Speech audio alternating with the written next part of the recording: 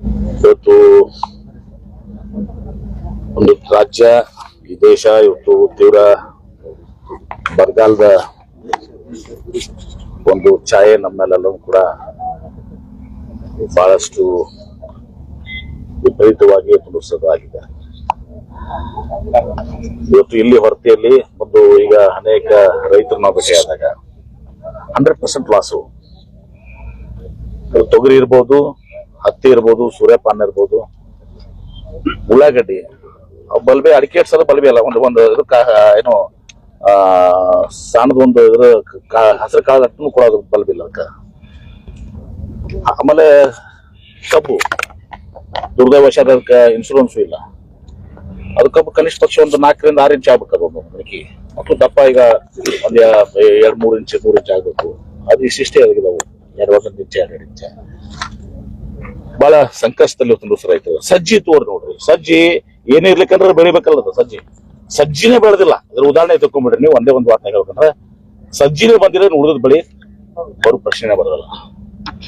ಇಷ್ಟು ಒಂದು ತೀವ್ರತರವಾದಂತ ಬರ ಇದೆ. ಉಷ್ಣಾಂಶ ಇವತ್ತಿನ ದಿವಸ ಬಂದಲ್ಲಿ ಏನೂ ಕೂಡ ಇವತ್ತಿನ ದಿವಸ ಇಲ್ಲ. ಸಂಪೂರ್ಣವಾಗಿ ಅದು ನೋಡಿರಲ್ಲ ಹೆಂಗು ಬೆಸ್ಟ್ ಆದಂಗೆ ಆಗಿದೆ. ಇವತ್ತಿನ ದಿವಸ ಧೂಮನ್ ಆಗಿದಂತೆ. ಹಿಂಗಾಗಿ ಬಹಳಷ್ಟು ಸಂಕಷ್ಟದಲ್ಲಿದ್ದಾರೆ. ಇನ್ಶೂರೆನ್ಸು ಹೊಸ 94,000 ಆಗಿತ್ತು, ಈ ಸಲ 2.5 ಲಕ್ಷ ಆಗಿದೆ. ಇನ್ನೂ ಹೆಚ್ಚಿನ ರೀತಿಯಲ್ಲಿ ಆಗ್ಬೇಕು ಅಂತಂದ್ರೆ ಅವ್ರಿಗೂ ಕೂಡ ರೈತರ ಆಶಯ ಇದೆ. ಅದಕ್ಕೆ ಗ್ರಾಮ ಪಂಚಾಯತಿ ಮತ್ತು PKPS ಎರಡೂ ಕಡೆ ಮತ್ತು ಬ್ಯಾಂಕ್ಸು ಎಲ್ಲರ ಕಡೆ ವಿವಿಧ ಮೂಲದಲ್ಲಿ ಎಲ್ಲೆಲ್ಲೇ ಏನೇನು ಮಾಡ್ಲಿಕ್ಕೆ ಸಾಧ್ಯ ಆಗ್ತದೆ ಅದೆಲ್ಲವನ್ನ ಕೂಡ ಮಾಡ್ಲಿಕ್ಕೆ ನಾವು ಸೂಚನೆ ಈಗಾಗಲೇ ಕೊಟ್ಟಿದ್ದೀವಿ. ನಿರಂತರವಾಗಿ ನಾವು ಸಭೆಗಳಂತೂ ಮಾಡ್ಕೊಂಡು ಬಂದಿದ್ದೀನಿ. ಹೀಗಾಗಿ ಈ ಸಮಸ್ಯೆ ಎಲ್ಲಾ ಕಡೆನೂ ಕೂಡ ಇದೆ. ಇಡೀ ಜಿಲ್ಲೆಯಲ್ಲಿ ಸಮಸ್ಯೆಗಳಿದೆ. ಈ ಮಳೆ ಆಧಾರಿತ ಕೃಷಿ ಬಹಳ ಕಷ್ಟಕರವಾದಂಥದ್ದು. ಈಗ ಪಾಪ ಯುವಕ ಎಲ್ಲ ನಾವು ಹುಡುಗ ನಮ್ಗೆ ಬಹಳ ನೋವಾಕೈತಿ. ಆ ಯುವಕರಿಗೆ ಕೃಷಿ ಮಾಡ್ರಿ ಅಂತ ನಾವು ಹೇಳ್ತೀವಿ. ಅವ ಸಾಲಿಗೆ ಬಿಟ್ಟು ಫಸ್ಟ್ ಟೈಮ್ ಬಂದ 5 ಎಕರೆದಾಗ ತೊಗರಿ ಹತ್ತಿ ಗಿತ್ತಿ ಎಲ್ಲ ಬೆಳ್ಕೊಂಡದ್ ಮಾಡಿದಾನ. ಬಂದ್ ಕೂಡಲೇ ಅವ್ನು ಪೆಟ್ಟು ಬಿದ್ದದಿಗೆ ಇದೇನು ಅವ್ನ ನಂಬಿಕೆ ಉಳಿತದ ಕೃಷಿ ಮೇಲೆ.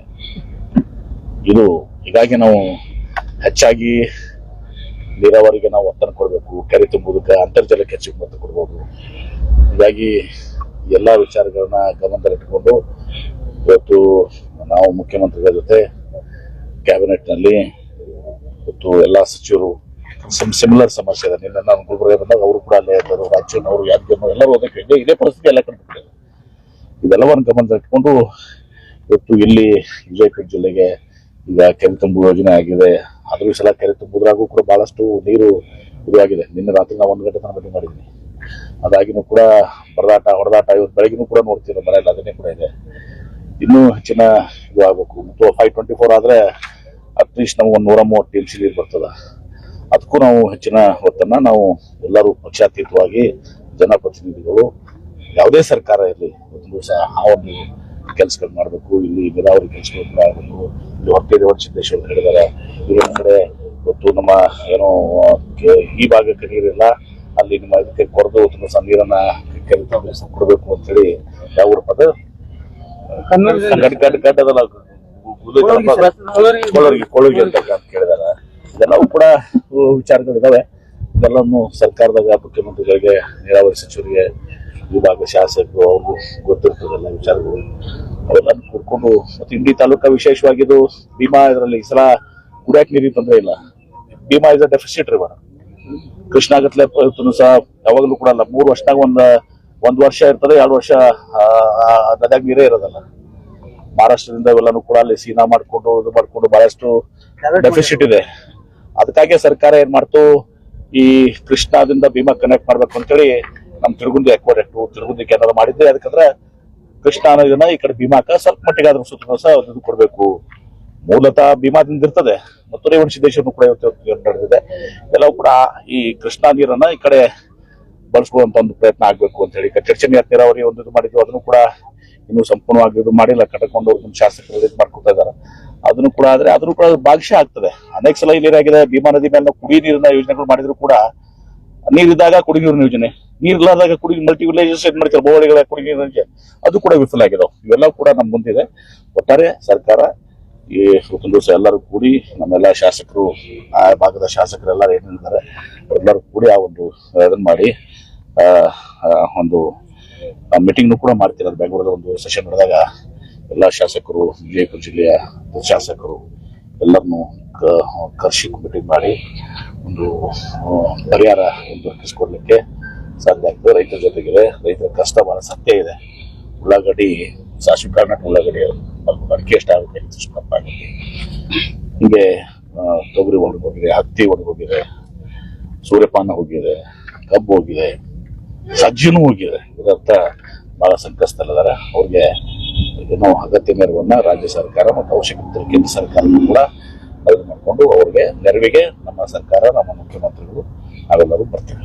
ಸರಿ, ಶಾಸಕರು ಹೌದು, ನನ್ಗೆ ಗೊತ್ತು. ಅವರು ಅವರನ್ನೇ ಎಲ್ಲಾನು ಸೈಟಲ್ಲಿ ಸೆಲೆಕ್ಟ್ ಮಾಡಿದ್ದಾರೆ.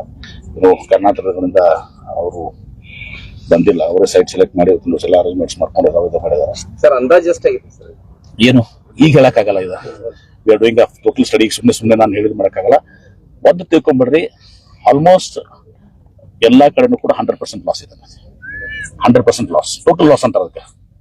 ಟೋಟಲ್ ಲಾಸ್ ಏನ್ರಿ?